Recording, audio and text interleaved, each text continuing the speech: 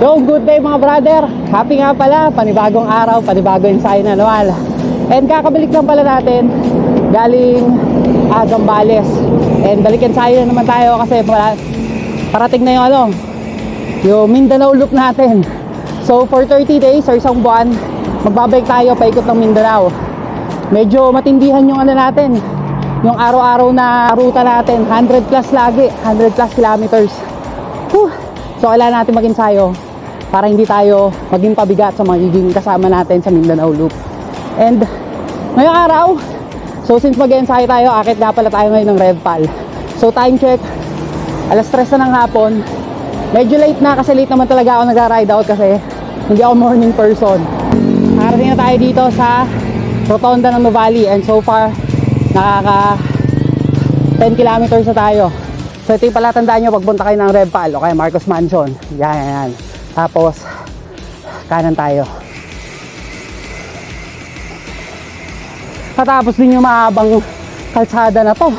And eto na, paahon na tayo ng Marcos Mansion kasi nakikita nyo yan. Yung packet na yan yung ahon. Wala nang intro. Rekta ahon agad.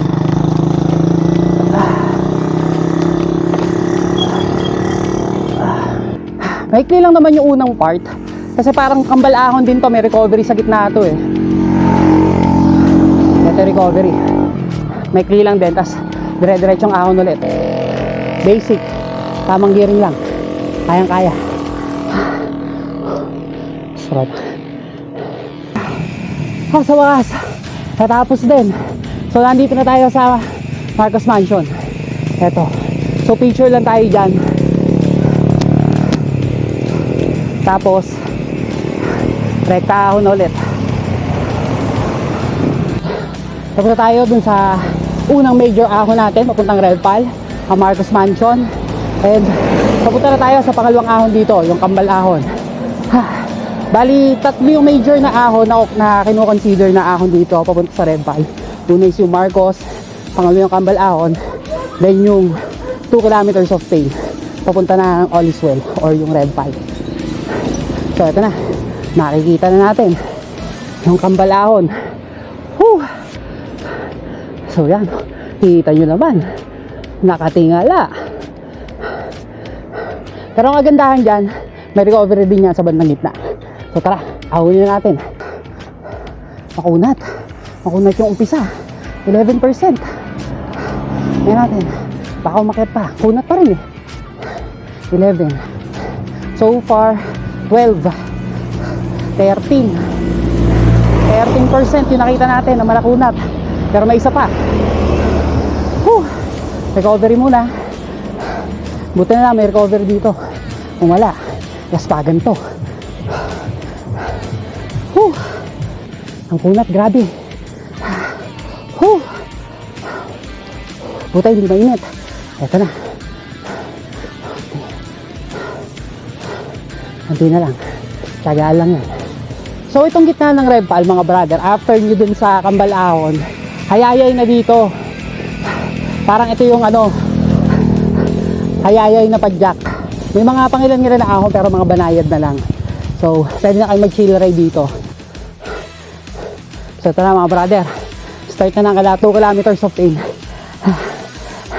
Medyo lasod na ako. Pero unti na lang, 2 kilometers na lang.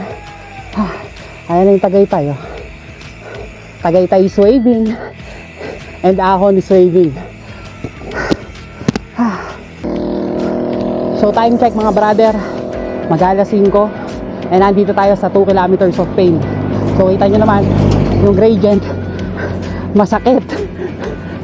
So titignan natin kung kaya natin dire-diretso ito. Sana kayanin. 12%.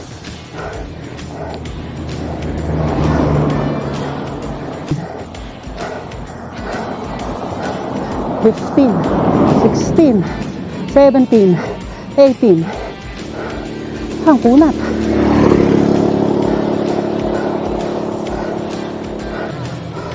Unti na lang, recovery na ulit. Unti na lang, tsagain mo na. Unti na lang, promise. Kaya mo pa yan.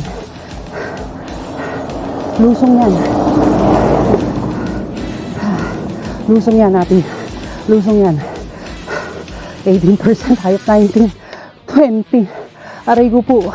Aray ko po. 20%. Lusong. Kahit pa paano. Kasaon ulit. Papunta ng Oliswell. So, ito na yung Dap-Dap East. Kunti na lang. Nasa Repal na tayo. Tsagaan na lang. Woo!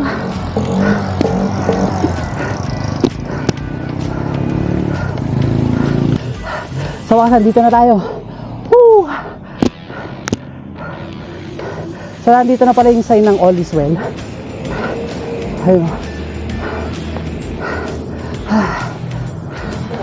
Nakarating din tayo ng Repal. And, time check. Alas 5. And so far, nakakailang ano na tayo. So far, nakaka 23 kilometers na tayo. So, ang balak natin, didiretso pa tayo ng Santa Rosa or Tagaytay mismo. Then, sabay, bababa tayo sa Santa Rosa, Tagaytay Road. Then, uwi. Sarap.